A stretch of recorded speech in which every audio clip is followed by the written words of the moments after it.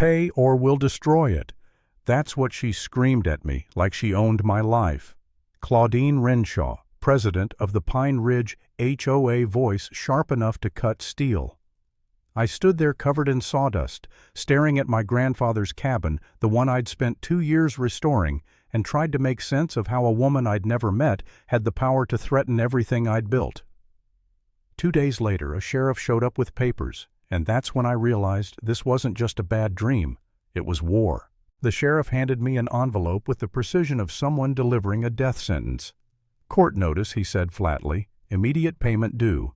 $65,000 in community development fees." I remember staring at that number thinking maybe there was an extra zero, maybe it was a typo. It wasn't. The letter claimed my property. My grandfather's 1922 cabin was now part of Pine Ridge HOA's expanded jurisdiction.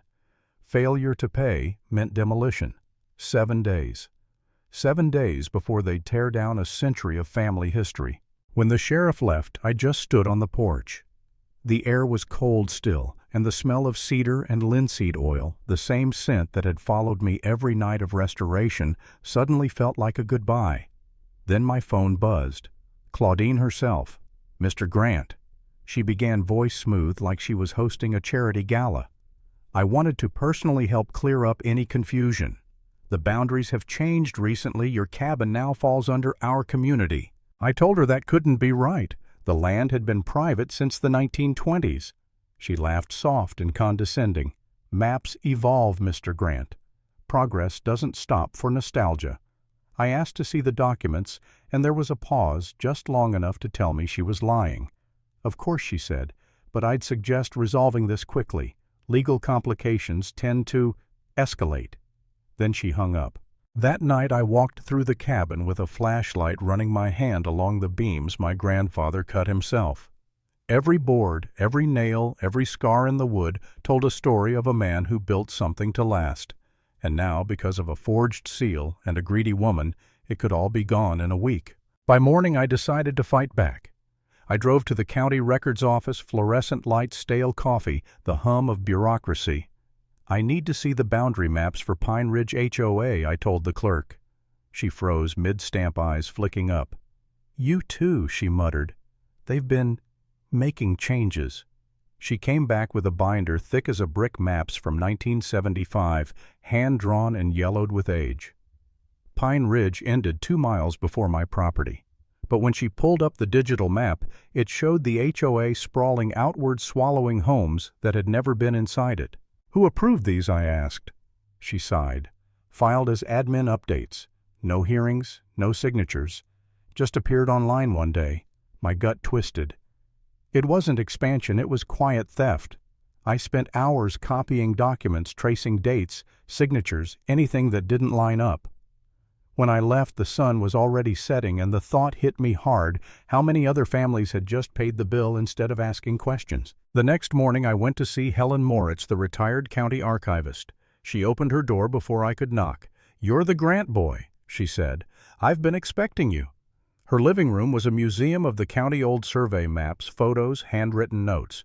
She poured tea and told me everything. "I helped sign the first Pine Ridge Charter in '75. Your family's land was never part of it." Then her eyes dimmed. "But 5 years ago Claudine came to me, said she needed my signature to sync digital maps. I trusted her." Helen pulled a binder from a cabinet, heavy, dusted, full of her own notes. Every page was proof of gradual land theft, false corrections, copied signatures, quiet expansions. "She fooled me," Helen whispered, voice cracking, "and families lost their homes because of it. I asked if she'd testify. She nodded without hesitation. I failed once. I won't again." For a moment I felt hope, real hope, but later that night doubt crept in. What if no one believed us? What if the system protected her? I sat alone in the cabin, the sound of the wind brushing the windows, thinking maybe I should just pay. Maybe the fight wasn't worth it. 2 years of my life, all my savings, it felt like too much to lose. But then I noticed the initials carved into the doorframe, RG 1923, my grandfather's mark. And I thought if he built this place with his hands, the least I could do was defend it with mine. That's when headlights appeared through the trees. A truck pulled into the driveway, rain slashing sideways. A man stepped out, soaked but calm. "Noah Grant," he said. "Name's Grant Lewis. I used to work for Pine Ridge. We need to talk." Turns out he'd been the civil engineer who built the HOA's infrastructure reports until he discovered Claudine had twisted his data to justify fake fees. "Your cabin doesn't owe a dime," he said, pulling out a tablet. "Their documents are doctored, and she's using my name to legitimize it." Grant connected me with a lawyer, Aaron Keene, a real estate attorney specializing in HOA fraud. We met the next day at a diner, papers spread between coffee cups. "You're not alone," Aaron said. "She's done this to at least 4 other families. We're building a case." I felt something shift inside me. For the first time since the sheriff's knock, I wasn't fighting in the dark. But Claudine wasn't done. The next morning, she parked her silver sedan right in my driveway like she was staking a claim. She brought a young guy, slick hair laptop in hand. "Mr. Grant," she smiled, "we'd like to resolve this amicably. Pine Ridge is willing to reduce your fee to $45,000 if you pay by tomorrow." Her assistant flipped the laptop around, showing maps, graphs, charts with county seals. "Your cabin's value creates infrastructure burden," he said smugly. But the timestamps on his files were from after county offices had closed. It was fake data. I played along. "Impressive," I said. "Which department gave you access to real-time assessment algorithms?" Claudine's smile froze. "That's not important," she snapped. After they left, I called Aaron. He confirmed what I suspected: the data manipulation was systematic. That night, Grant hacked into the county system and found proof Tyler, the kid with the laptop, worked for a firm selling enhanced valuation services to HOAs. In plain terms, manufactured numbers to extort property owners. Claudine wasn't protecting heritage. She was stealing it one fake document at a time. We spent the next few days gathering everything: Helen's maps, Grant's engineering records, Tyler's falsified reports. Aaron got us a slot at the upcoming county planning hearing. Claudine would be there too, pitching another expansion. It was our chance to expose her. The courthouse that night buzzed with tension. Cameras flashed, reporters whispered. Inside, Claudine stood at the podium in a tailored suit, her voice dripping professionalism. "Pine Ridge HOA represents responsible heritage preservation," she declared, flashing slides of community improvements and sustainable growth. On screen, my cabin appeared labeled a heritage asset requiring coordinated management. I wanted to laugh. Then Aaron stepped up. Calm, confident, surgical. "These are the original county survey maps from 1940, he said, projecting Helen's documents beside Claudine's fakes. "The properties Pine Ridge claims have never been under HOA jurisdiction. Ever." Murmurs rippled through the room. Grant followed, revealing side-by-side charts of Tyler's fake data versus authentic county records. "Their assessment algorithms were altered," he said. "There's no infrastructure burden, no need for fees. This is fraud."